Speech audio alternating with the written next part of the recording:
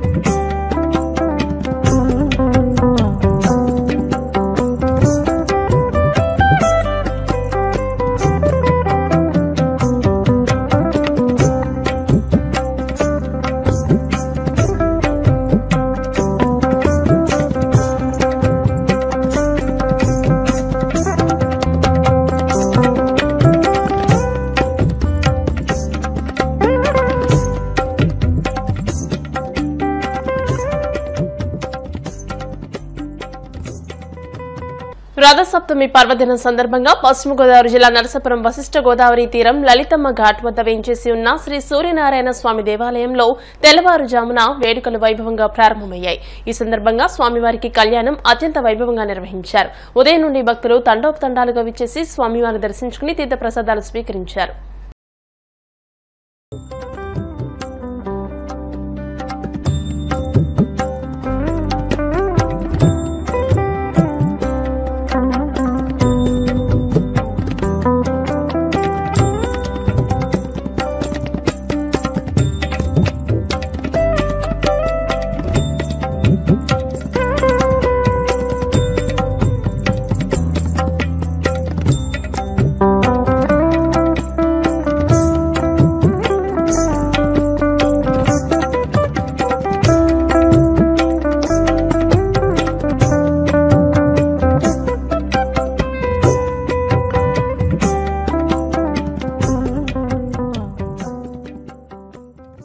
తొండంగి తీర సముద్ర గర్భంలో దివి సంస్థ డిసాలినేషన్ పైప్ లైన్ పనులకు సహకరిస్తున్న మత్స్యకార సంఘాలు కుటుంబాలకు కాకినాడ జిల్లా కలెక్టర్ షణ్మోహన్ సగిలి కృతజ్ఞతలు తెలియజేశారు.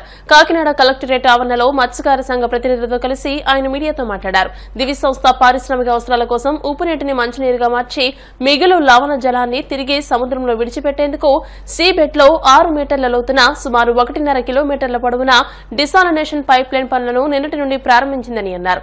ఈ పైప్ లైన్ ఏర్పాటు అవగాహనతో సహకరిస్తున్న మత్స్యకార సంఘాలకు ఈ సందర్భంగా జిల్లా కలెక్టర్ ధన్యవాదాలు తెలియజేశారు.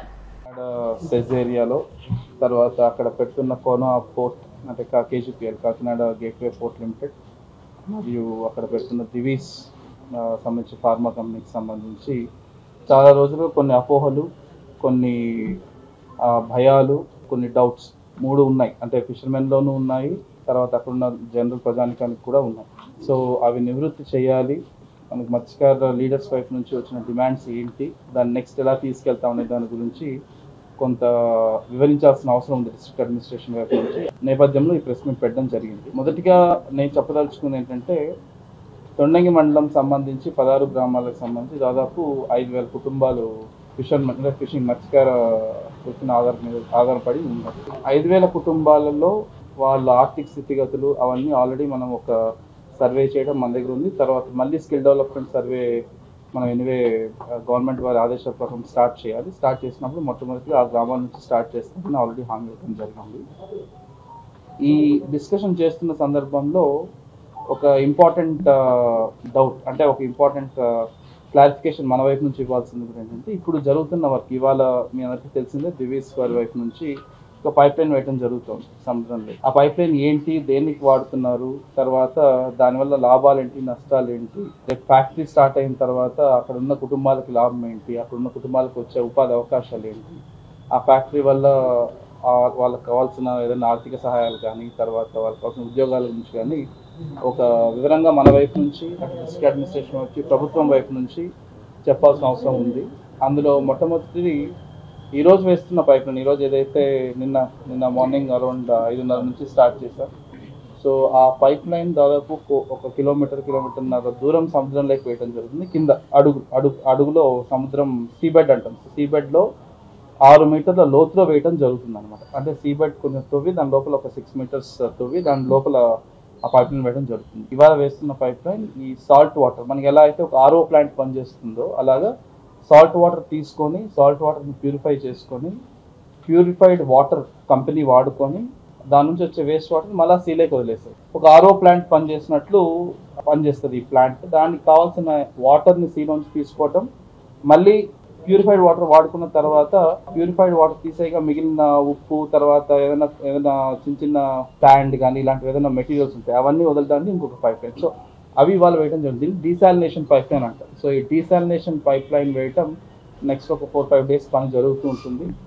ఆ పని జరిగే క్రమంలో కొంత లాస్ట్ వీక్ ఒకటి అనుకున్నాం కానీ బట్ ఆ తర్వాత వాళ్ళకి టెక్నికల్గా కొన్ని ఇష్యూస్ ఉండడం వల్ల ఈ వీక్ పెట్టుకోవడం జరిగింది. అండ్ వాళ్ళ సజావుగా జరుగుతుంది. దానికి మొత్తం ఆల్ ఫిషర్మెన్ కంపెనీస్ అందరూ ముందుండి వాళ్ళు సపోర్ట్ చేసినందుకు మొట్టమొదటిగా గవర్నమెంట్ వైపు నుంచి మా వైపు నుంచి వాళ్ళకందరికీ ధన్యవాదాలు చెప్తున్నాం. And I really appreciate there effort. అంటే అందరినీ వాళ్ళకున్న అపోహలు క్లియర్ చేసి లాస్ట్ మీటింగ్ తర్వాత నాకు తెలుసు ఆ చేంజ్ కూడా వాళ్ళందరినీ కూర్చోపెట్టి ఇది మనకి కంపెనీ రావాలి, కంపెనీ పరిశ్రమలు రావాలని చెప్పి దాని గురించి ఏం కావాలనే దాని గురించి ఒక క్లారిటీతో ఇవాళ వచ్చారు. సో దానికి అందరూ మన వైపు నుంచి నేను వాళ్ళకి అంటే డిస్ట్రిక్ట్ అడ్మినిస్ట్రేషన్ వైపు నుంచి ఆల్ ఫిషర్మెన్ కమ్యూనిటీ లీడర్స్కి నాయకులకి అందరికీ నా I really congratulate them and then I appreciate them. నా కృతజ్ఞతలు. కాకినాడలో జాతీయ స్థాయి టెన్నిస్ పోటీలకు అవసరమైన టెన్నిస్ ఫీల్డ్ ఏర్పాటు చేసేందుకు తన వంతు కృషి చేస్తానని రూరల్ ఎమ్మెల్యే పంతం నానాజీ తెలియజేశారు. కాకినాడ జిల్లా క్రీడా మైదానంలో all India tennis association, the Godavari tennis association, the tennis association of Kakinada సంయుక్త ఆధ్వర్యంలో ఈ నెల 3వ తేదీ నుండి 7వ తేదీ వరకు 5 రోజుల పాటు నిర్వహించనున్న అండర్-16 టెన్నిస్ ర్యాంకింగ్ టోర్నమెంట్ ఘనంగా ప్రారంభమైంది. కార్యక్రమానికి టెన్నిస్ అసోసియేషన్ నాయకుడు టిక్కు అధ్యక్షత వహించగా రూరల్ ఎమ్మెల్యే పంతం నానాజీ ముఖ్య అతిథిగా పాల్గొని టెన్నిస్ కోర్టును ప్రారంభించారు.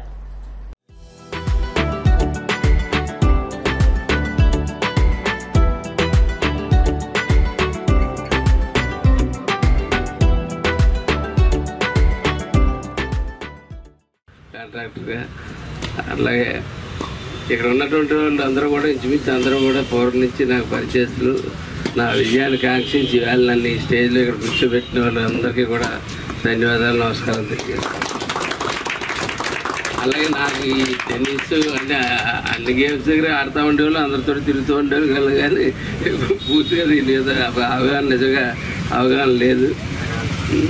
కానీ ఇందాక కుమార్ చెప్పినట్టు ఖచ్చితంగా మా పరిధిలో చేయగలిగింది తప్పకుండా చేయడం జరుగుతుంది. 4 కోర్స్ ఉంటేనే కానీ టోర్నమెంట్ అవుతుంది అని చెప్పాను ఒకే ఏరియాలో. అదే ఇప్పుడు ఆల్రెడీ డిఎస్డిఓ గారు మేము గతంలో మనం చర్చించుకుని ఈ పక్కన ఒక సైట్ ఉంది, 5 ఎకరాల సైట్. దీంట్లో కూడా కలపడానికి కలెక్టర్ గారికి కూడా ఒక లెటర్ పెట్టడం జరిగింది. కలెక్టర్ గారు కూడా పాజిటివ్గానే ముందుకు నడుపుతూ ఉన్నారు ఫైల్ని.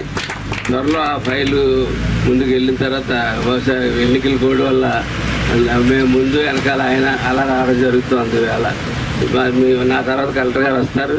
ఖచ్చితంగా ఒకసారి కలెక్టర్ గారు మీరందరూ కూడా రిక్వెస్ట్ చేయండి, తొందరగా ఫైల్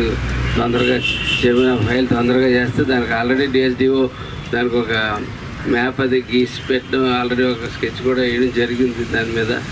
కాబట్టి దాన్ని తొందరగా పూర్తి చేసుకుందాం.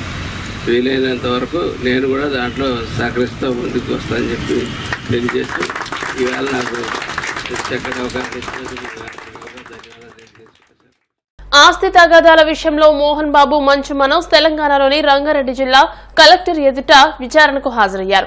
బాలాపూర్ మండలంలోని జల్పల్లి గ్రామంలో తాను ఉంటున్న ఇంట్లోకి మనోజ్ అక్రమంగా ప్రవేశించాడని, ఆస్తులు కావాలని డిమాండ్ చేస్తున్నాడని మోహన్ బాబు ఇదివరకే ఫిర్యాదు చేశారు. ఈ ఫిర్యాదు విచారణ క్రమంలో మోహన్ బాబు, మంచు మనోజ్ కలెక్టర్ జిల్లా మెజిస్ట్రేట్ ఎదుట హాజరై ఆస్తి తగాదాలకు సంబంధించిన వివరాలను అందజేశారు. దాదాపు 2 గంటల పాటు విచారణ అనంతరం వచ్చే వారం మరోసారి విచారణకు హాజరు కావాలని మెజిస్ట్రేట్ ఆదేశించారు.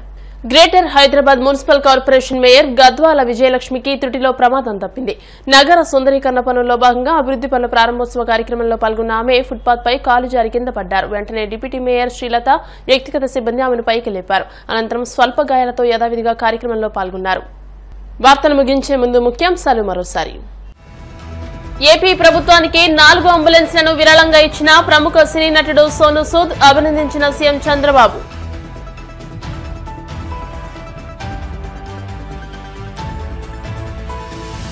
పులివెందులకు ఉప ఎన్నిక వస్తుందన్న డిప్యూటీ స్పీకర్ రఘురామ. జగన్ ఈసారి అసెంబ్లీకి రాకపోతే అనర్హతకు గురవుతారని వ్యాఖ్య.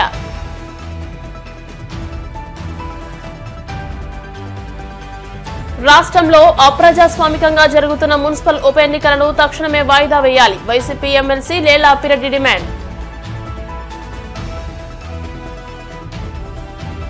వాడపల్లి వెంకన్నాలయంలో ప్రత్యేక పూజలు, మంగళ వాయిద్యాల నడుమ శ్రీ స్వామి అమ్మవార్లకు మేల్కొలుపు సేవ, ఐశ్వర్యలక్ష్మి హోమం. ఈ వార్తలు ఇంతటితో సమాప్తం. మరిన్ని వార్తల కోసం BCN digital YouTube channel, Facebook page ని ఫాలో అవ్వండి. అప్డేటెడ్ వార్తల కోసం ప్లీజ్ సబ్స్క్రైబ్.